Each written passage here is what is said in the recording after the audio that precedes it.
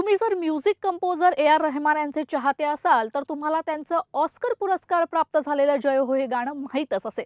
मात्र तुम्हाला याच गाण्यासंदर्भात एक न माहीत असलेली गोष्ट आज मी सांगणार आहे।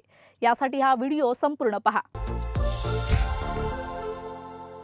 ही त्यावेळेची गोष्ट आहे जेव्हा सुप्रसिद्ध दिग्दर्शक सुभाष घई सलमान खान सोबत युवराज नावाचा चित्रपट बनवत होते आणि ए.आर. रहमान या सिनेमाला संगीत देणार होते।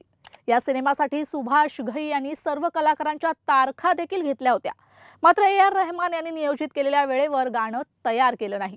याच गोष्टीचा सुभाष घई यांना प्रचंड राग आला आणि ते रागात रहमानला म्हणाले की हे गाणं बनवण्यासाठी मी तुला करोडो रुपये देत आहे, तरी देखील तू हे गाणं स्वतः न बनवता दुसऱ्या आर्टिस्टकडून का बनवून घेतोयस। यावर सुभाष घई यांना रहमान म्हणाले की तुम्ही माझ्या गाण्यासाठी नाही तर माझ्या नावासाठी पैसे देत आहात। अशा प्रकारचं प्रत्युत्तर रहमान यांनी सुभाष घई यांना दिलं होतं। या संपूर्ण प्रकरणाबद्दल नुकताच झालेल्या एका मुलाखतीत सिने दिग्दर्शक राम गोपाल वर्मा यांनी उल्लेख केलाय। राम गोपाल वर्मा यांच्या म्हणण्यानुसार रहमान गाणी तयार करण्यास नेहमीच उशीर करतात। रहमान यांच्या या सवयीमुळे सुभाष घई त्यांच्यावर रागवले होते। रहमानने गाणं बनवायला उशीर केल्यामुळे सुभाष घई यांनी काही काळानंतर रहमानला एक पत्र पाठवलं। त्यात त्यांनी ए.आर. रहमानला जाब विचारत लिहिलं होतं की तुम्ही गाण्यासाठी उशीर कसा करू शकता। शूटिंगसाठी सलमानच्या देखील तारका आहेत, तरी देखील तुम्ही गाणं तयार करून देत नाही आहात। तर याचं प्रत्युत्तर म्हणून रहमानने सांगितलं की मी सध्या लंडनमध्ये आहे, चेन्नईला जाण्यापूर्वी मी मुंबईला येईन, तेव्हा आपण सुखविंदरच्या स्टुडिओत भेटू, तिथे मी तुमच्यासाठी गाणी बनवीन। रहमानच्या सांगण्यानुसार सुभाष घई सुखविंदर यांच्या स्टुडिओत पोहोचले। तिथे गेल्यावर घई यांनी सुखविंदरला विचारलं की तू काय करतो आहेस। यावर सुखविंदरने सांगितलं की रहमानने त्यांना बोलवून गाणं तयार करण्यास सांगितलं होतं। सुखविंदरचं उत्तर ऐकताच सुभाष घई पुन्हा चिडले। त्यांना असं वाटलं की ते रहमानवर गाणं तयार करण्यासाठी दबाव आणत आहेत, म्हणून रहमानने सुखविंदरला गाणं तयार करण्यास सांगितलं असावं। त्याच दरम्यान रहमान स्टुडिओमध्ये पोहोचला आणि त्याने सुखविंदरला कोणतं गाणं तयार केलं आहे असं सुभाष घई यांच्या समोरच विचारलं। यावर सुखविंदरने यांनी तयार केलेली धून वाजवली।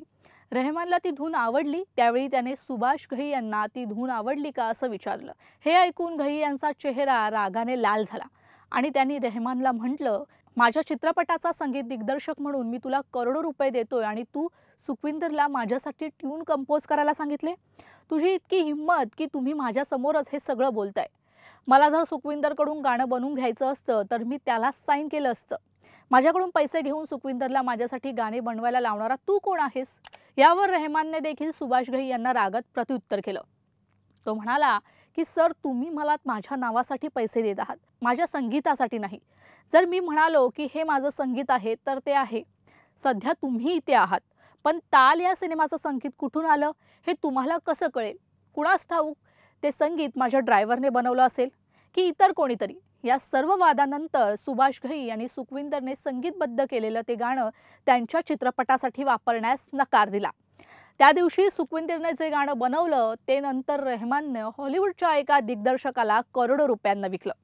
पुढे त्याच गाण्याला सर्वोत्कृष्ट गाण्याचा ऑस्कर अवॉर्ड देखील मिळाला आणि ते गाणं होतं जय हो, जे डॅनी बॉयलच्या स्लमडॉग मिलेनियर या चित्रपटात वापरलं गेलं। या संदर्भात नंतर सुभाष घई यांनीही एका मुलाखतीत सांगितलं की जय हो हे गाणं मुळात युवराज या चित्रपटासाठी बनवलं होतं, पण हे गाणं त्यांच्या चित्रपटात शोभणारं नव्हतं, त्यामुळेच त्यांनी हे गाणं त्यांच्या चित्रपटात घेण्यास नकार दिला होता। हा व्हिडिओ तुम्हाला आवडला असेल तर कमेंट करून नक्की सांगा। यासाठी लोकशाही फ्रेंडलीला लाईक, शेअर आणि सबस्क्राईब करा।